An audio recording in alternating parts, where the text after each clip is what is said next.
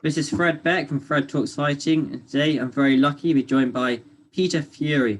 So thank you very much for coming on, Peter. You're very welcome, young man. So what I want to start with is being a coach yourself. What's the difference between being a good coach and then a great coach like yourself? I don't know about a great coach. You just got to be dedicated and do your best and be passionate in what you do. And it's all about the attention to detail. So there is a lot involved. So there's a lot of good trainers out there, but we all coach fighters differently.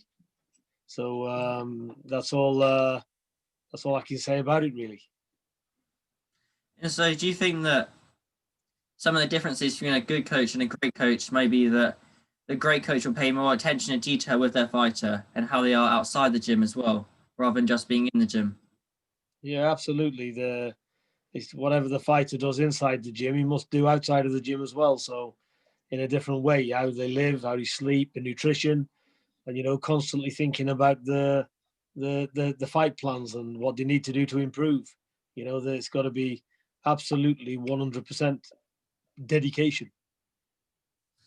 And so staying on coaching, you've been a coach for many years now and had a great career with it.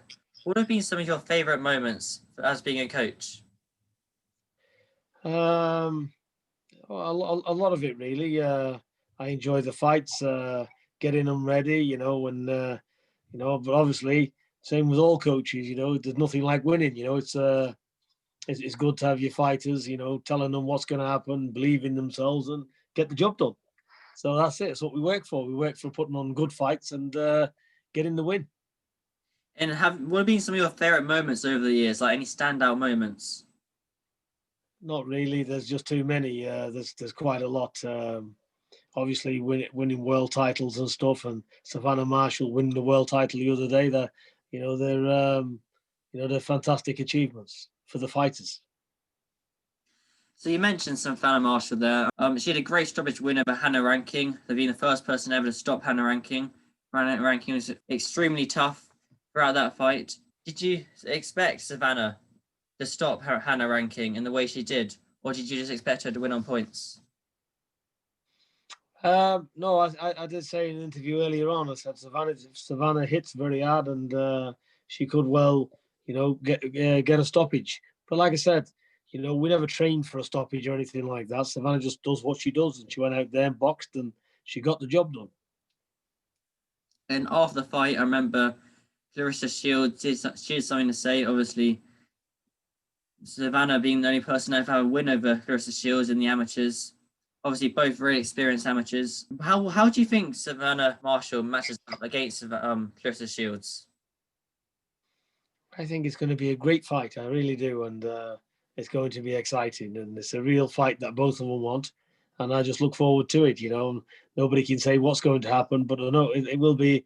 It'll be a fantastic fight when eventually it happens. And that'll be a great fight for women's boxing, especially. Do you think that'll be Savannah Marshall's next fight, or do you think it'll be a few fights down the road? Well, we have to see. We have to speak to the teams and stuff, but certainly the fight will happen next year. And what do you think happens in that fight? Do you have a prediction? No predictions. It's going to be a very good fight. Both girls want it, and it's going to be fireworks. And I know that it'll be a very entertaining fight when it happens. Sure, it will be. I'm sure it'll be great for women's boxing as well. Just staying on your coaching, recently Hughie Fury's fight got announced against, I don't know if I can pronounce his name, Marius Watch. I think that's how you pronounce it. He lost fought Dillian White, lost unanimous decision on Dillian White on the AJ Ruiz card in Saudi Arabia last December. Obviously, Hughie fought last February. It was a great fight, and he managed to secure a knockout win. Yeah, it's going to be a good fight. He's trained very hard for this fight. It's not long now, December the 12th, and it's going to be a good fight. Really looking forward to it. And Hughie is as well. He's got a tough fight against a worthy opponent. Do you think he can make a statement with a stoppage win, or do you think he'll just box and if stoppage comes, he'll take it? I think we've got our plans for the fight, and everybody needs to tune in and see. But this is a whole new Hughie Fury. It's a different fighter today. That's good to know. It's interesting when you say a whole different fighter.